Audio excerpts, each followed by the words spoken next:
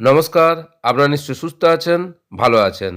পশ্চিমবঙ্গ মধ্যশিক্ষা পর্ষদ অর্থাৎ West Bengal board of secondary education ২০২৬ শিক্ষাবর্ষের জন্য একটি নতুন এবং বিস্তারিত একাডেমিক ক্যালেন্ডার প্রকাশ করেছে।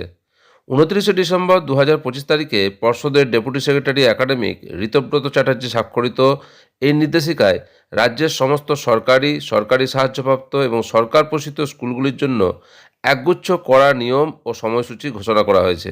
এই নির্দেশিকাটি ছাত্রছাত্রী, শিক্ষক শিক্ষিকা এবং স্কুল কর্তৃপক্ষের জন্য অত্যন্ত গুরুত্বপূর্ণ। নতুন নির্দেশিকা অনুযায়ী প্রতিটি স্কুলকে নির্ধারিত সময়সূচি কঠোরভাবে মেনে চলতে হবে।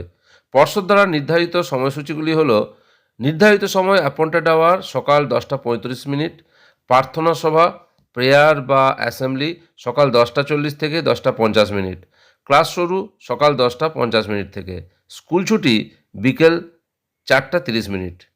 প্রধান শিক্ষক এবং সহশিক্ষকদের সকাল 10:40 মধ্যে প্রার্থনা সভায় উপস্থিত থাকা বাধ্যতামূলক। যদি কেউ 10:40 পর স্কুলে প্রবেশ করেন তবে তাকে লেট হিসেবে গণ্য করা হবে। আর যদি কেউ সকাল 11:15 পর আসেন তবে তাকে ওই দিনের জন্য অনুপস্থিত হিসাবে ধরা হবে। সরকারি কোনো বিশেষ দায়িত্ব না থাকলে বিকেল 4:30টার আগে কোনো শিক্ষক বা শিক্ষিকা স্কুল চত্বর ছেড়ে যেতে পারবেন না। শ্রেণীকক্ষে বা ল্যাবরেটরিতে পঠন পাঠন চলাকালীন মোবাইল ফোনের ব্যবহার সম্পূর্ণ নিষিদ্ধ। এতে ছাত্রদের মনোযোগ বিঘ্নিত হয়। একান্ত প্রয়োজনে মোবাইল ব্যবহার করতে হলে প্রধান শিক্ষকের লিখিত অনুমতি নিতে হবে।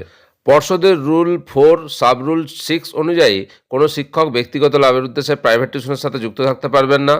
পরীক্ষার হলে ইনভিজিলেশন বা ডিউটি করার সময় শিক্ষকরা খাতা দেখা বা অন্য কোনো কাজে যুক্ত থাকবেন না বা কাজ করতে পারবেন না।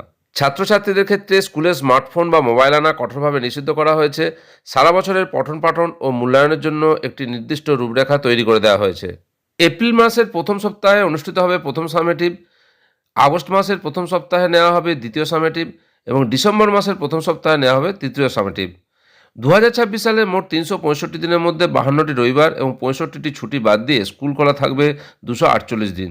এর মধ্যে পরীক্ষা ও অন্যান্য আনুষঙ্গিক কাজের জন্য ৩০ দিন বাদ দিলে নিয়মিত ক্লাস বা পঠন পাঠনের জন্য ২১৮ দিন বরাদ্দ করা হয়েছে।